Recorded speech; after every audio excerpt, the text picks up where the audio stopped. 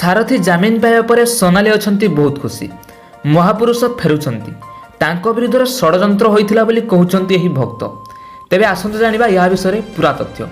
ता पूर्व वीडियो गोटे लाइक करंतु एवं एभली सब वीडियो देखिया पई आम चैनल को सब्सक्राइब करि पाखर आस्तबा बेल आइकन को प्रेस कर दियंतु, जहा द्वारा आम एभली सब वीडियो अपलोड कले आपण माने देखि परिबे। सर्वप्रथमे बहुचर्चित सारथी मामला रे मिलिछि जामिन।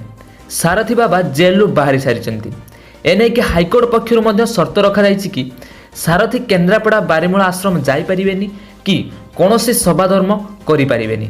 तेबे सारथी जेल बाहर को फेरिया खबर सुनी उक्त भक्तंकर खुशी कहिले न सरे।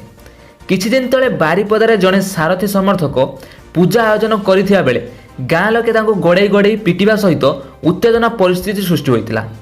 एपटे भक्त माने लुचि चपी पूजा करुछंती बोली सारथींकर प्रमुख भक्त कुआଯାଉଥିବା बेले सोनाली मोनालिसा पुणी मीडिया आगक बाहरी। 4 वर्ष तले जेतेबेले सारथी लोकों को भंडाइबा सहित जो कलंकारीर चर्चा होइतिला सेतेबेले मीडिया सामना को आसी सारथींकर सपक्ष रे जुक्ति करिथिले। परे सारथी गिरफ हेबा परे एक गणमाध्यम रे से कहिथिले जे सारथी तांको विश्वास रे विश्वासघातकता ठारू आउरी अधिक हीन काम करिसेंती। से बारंबार मिछ कहिसेंती एवं ए जन्म रे से आ बाबा को केबे विश्वास करिवेनी बोली मध्ये एकथा कहिथिले।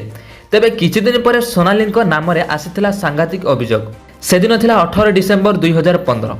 राजधानी 4 नंबर माछ मार्केट रे सोनाली को घेरी जाइथिले माछ बेपारी एवं स्थानीय लोके।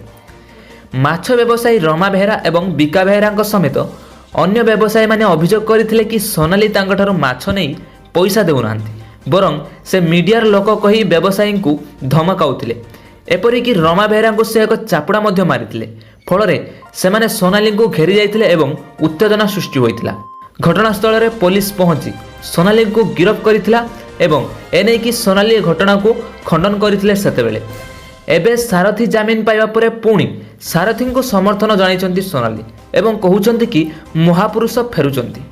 तेबे सोनाली एभली एक बार्तारे आपणकर मत कौन रही कमेंट जरिए आमको निश्चित भाव जनातु एवं वीडियो गोटे लाइक करंतु। ता सहित एभली सब वीडियो देखिया पई आम चैनल को सब्सक्राइब करी पाखर आस्तुवा बेल आइकन को प्रेस कर दियंतु एवं वीडियो को प्रबल मात्रा रे शेयर कर दियंतु। से पर्यंत मु रहिली। नमस्कार, जय जगन्नाथ।